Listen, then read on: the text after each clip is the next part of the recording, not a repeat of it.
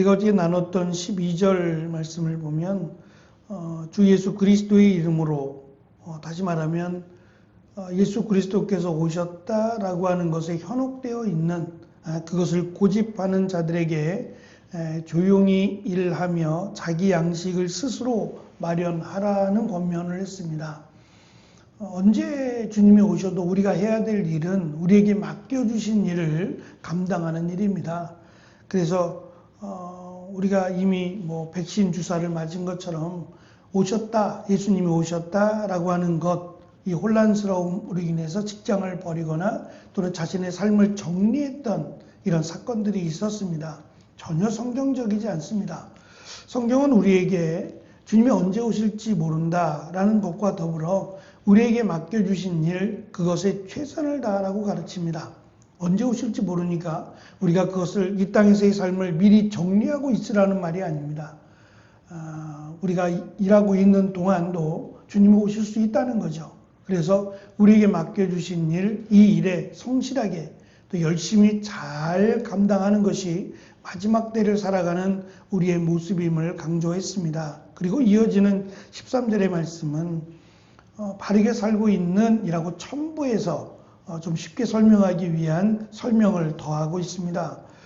선한 일을 하는 사람들, 교회 공동체 내에, 그러니까 사도 바울이 지금 바르게 가르친 현혹되지 말라, 그리고 열심히 성실하게 일하고 또 연약한 이들을 도우라는 권면을 듣고 그 권면에 순종하고 있는 사람들을 의미합니다. 긍정적이고 하나님의 질서, 교회의 질서를 따르는 이들을 향해서 이제 권면합니다. 선한 일을 하는 동안 낙심하지 말라라고 하는 말은 반대로 생각해 보면 낙심했다는 얘기입니다. 왜 우리만 이렇게 힘써 일해야 되나? 왜 우리만 이렇게 연약한 이들, 어려운 이들을 도와야 되나? 정말 필요한 사람들을 돕는다면 그것은 마땅히 또는 당연히 해야 될 일이지만 일할 수 있고 또 건강하고 또 자기들의 그 눈앞에 있는 일들을 감당해야 함이 마땅함에도 그렇지 않고 그냥 나태하게 살아가면서 도움을 받고 사는 저 어리석은 자들을 향해서 이렇게까지 해야 되는가? 라고 하는 회의감이 드는 이들도 있었다는 얘기입니다. 그래서 그들을 향해서 권면하기를 적당히 하라 라고 말하지 않습니다. 선을 행하다가 낙심하지 말라고 말합니다. 계속해서 하라는 얘기입니다. 계속해서 선을 행하라는 것을 권면하고 있습니다. 우리가 잘 아는 것처럼 예수님께서 제자들에게 가르쳐 주신 내용 가운데 부지 중에 천사들을 영접하는 이야기를 하셨어요. 제자들이 묻습니다. 우리가 언제 그렇게 했습니까? 언제? 그러니까 천사들을 만나면 당연히 그렇게 하고 싶지 않을까요? 부지 중에 주님을 만나게 된다라고 하면 뭔들 안 하겠습니까?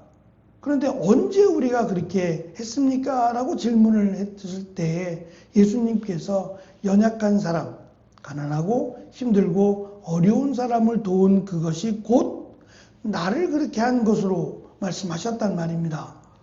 그러니까 주님께서 언제 우리가 정말 주님을 사랑한다 말하고 내가 주님을 위해서 무언가를 하고 싶고 막 이런 마음이 생겼을 때에 당연하고 또 마땅한 일인데 그것이 정말 주님을 만나서 그렇게 하는 것이 아니라 주님이 원하시고 필요하다 여기시는 일에 내가 조금만 더 신경 쓰고 대하고 섬긴다면 그것이 바로 예수님을 섬긴 것으로 예수님이 가르쳐 주셨어요. 그러니까 우리가 해야 될 일은 얼마나 대단하고 큰 일이 아니라 그냥 선을 행하는 일, 이 일은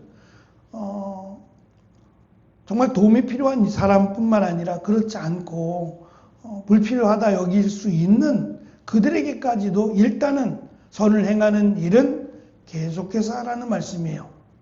그리고 우리가 앞에서 본 것처럼 당연히 일을 해야 되고 또 게으르지 않고 열심히 살아야 될 그 책임이 있는 사람들에게도 지금 권면을 했단 말입니다. 그들도 정신 차리고 그들도 마땅히 자기가 해야 될 일을 열심히 최선을 다해서 하라고 권면했기 때문에 이 두 가지의 권면이 동시에 함께 이루어져야 한다라는 것을 강조하고 있습니다. 선행은 도덕적 행위를 넘어서 하나님이 정하신 질서 안에서의 순종을 의미합니다. 타인의 무책임함 때문에 자신의 하나님의 말씀을 따르는, 질서를 따르는 이 순종을 거절하지 말라는 겁니다. 특별히 내 옆에 형제가 무책임하게 행동하더라도 주님은 나에게 맡기신 일을 함께 하실 것이고 보신다라고 하는 것을 기억하라고 합니다. 선행은 보상이 아니라 예수 그리스도를 본받는 과정으로 설명을 합니다. 반대편에서 보면 14절, 15절에 보면 이들을 향한 조치, 교회의 조치를 설명을 합니다. 먼저는 주 예수의 권위로 기록된 가르침을 따르지 않는 자가 있다면 공동체가 결단하라고 말합니다. 근데 이것이 좀 두리뭉실하게 설명이 되어 있어요. 가까이 하지 말라고 말합니다. 무슨 의미일까요? 무질서한 자들, 하나님의 말씀을 따르지 않는 자들을 향해서 가까이 하지 말라. 이것을 그들이 느끼게 하라는 겁니다. 가까이 하지 말라라고 하는 것을 느끼게 하라고 말합니다. 이 목적은 저들을 부끄럽게 하려고 함이고, 또 한 가지는 거룩한 수치심을 자극하라는 데 목적이 있습니다. 그러면서 이어지는 15절은 이것이 훨씬 더 중요한 말씀이 될 텐데요.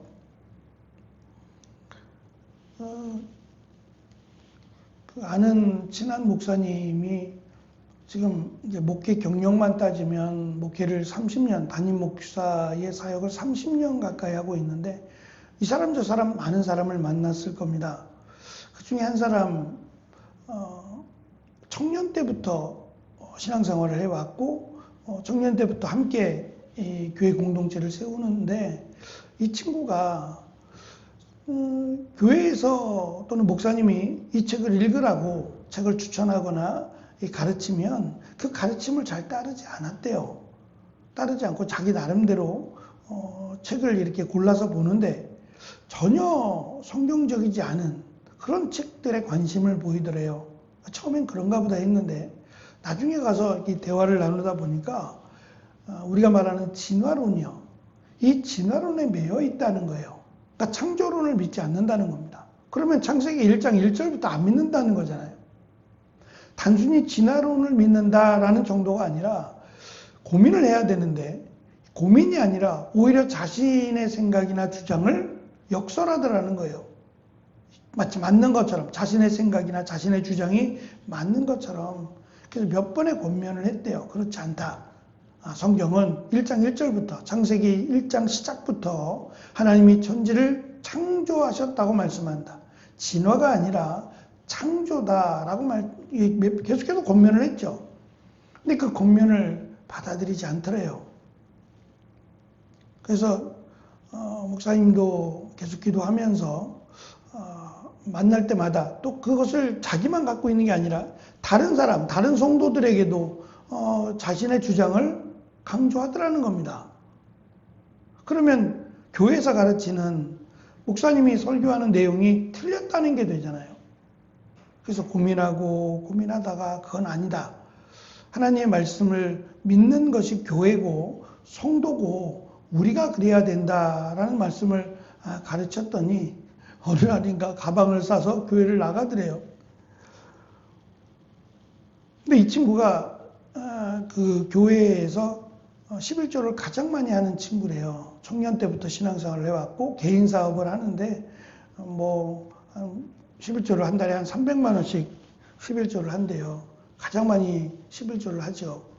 근데 그게 중요한 게 아니라 교회의 질서 또는 하나님의 말씀을 따르지 않고 자기 혼자, 그럼 교회를 다니는 이유가 뭐죠?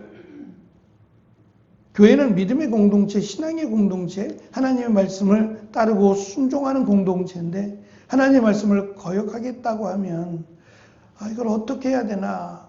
그래서 차마 목사님이 그 자리에서 나가는 형제를 붙잡지 못했대요. 붙잡지 못하고 지금도 여전히 기도만 하고 있다고, 기도하고 만남의 기회를 주시면 또 만나서 계속해서 그건 아니다. 그리고 돌아오기를 기도하고 있다는 내용의 말을 들었습니다. 과연 우리가 어떻게까지 해야 되느냐 참 어렵다는 생각이 들어요. 신앙생활을 하루 이틀 한 것도 아니고 꽤 오랜 시간 동안 청년 때부터니까 꽤 오랜 시간 동안 신앙생활을 해왔는데 성경을 믿지 못한다 라고 하면 참 어려운 일이 아닐 수 없어요. 지금 데살로니가 교회가 물론 바울과 함께 했던 시간은 길지 않지만 그래도 나름 그들이 말씀 가운데 잘 세워져 가고 있었고 믿음의 공동체로 잘 세워져 가고 있었습니다. 그 와중에 이 거짓 가르침이 있어서 약간은 흔들리는 듯 했지만 그래도 잘 세워지고 잘 가르침을 따랐는데 그 중에 지금 몇 사람은 자신들의 주장이 옳다라고 하며 여전히 무질서하게 무책임하게 자신의 삶을 유지하고 있을 때 과연 교회가 어떻게 해야 되느냐에 대한 가르침이라고 봅니다.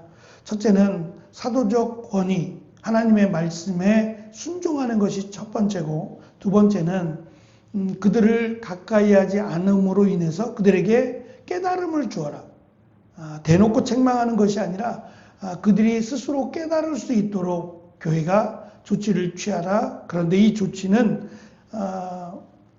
원수로 여겨 미워하는 것이 아니라 형제로 여전히 믿음의 지체인 형제와 같이 권면하고 그들이 깨달을 수 있도록 도와주라고 말합니다. 좀 어려운 줄다리기 같아요. 기도하면서 하나님 말씀을 잘 가르치라. 그래서 저들이 그것을 깨달을 수 있도록 인내하면서 참으면서 하라는 말입니다. 그러면서 선을 행하는 것은 지속해서 하라. 그래서 오늘 말씀은 성실한 자는 선행을 멈추지 말고 공동체는 질서를 위해 대처하되 그 중심에는 형제 사랑이 있어야 한다. 저는 이 부분이 제일 중요하리라고 생각합니다. 어느 정도 교회가 대처를 하되 그 대처의 중심에는 사랑하는 마음, 그 형제를 그리스도의 사랑으로 사랑하는 마음이 있어야 한다라고 하는 물론 이들이 대놓고 이단이다라고 말하는 건 아닙니다. 뭐 이 정도 되면 이단 정도 되면 우리가 좀 강한 대처를 해야 될 필요가 있습니다. 근데 그것이 아니라 함께했던 믿음의 공동체고 연약해서 다른 어떤 소리에 흔들리거나 그럴 때 우리가 해야 될 조치가 인내하면서 그들을 잘 가르치고 그들이 이 말씀 가운데 잘 따를 수 있도록 함께하라는 말씀으로 받아야 할 것입니다. 자칫 징계 또는 교회의 어떤 질서를 따르지 않음으로 인해서 생기는 문제로 인해서 교회가 어려움을 당하는 일들이 왕왕 있습니다.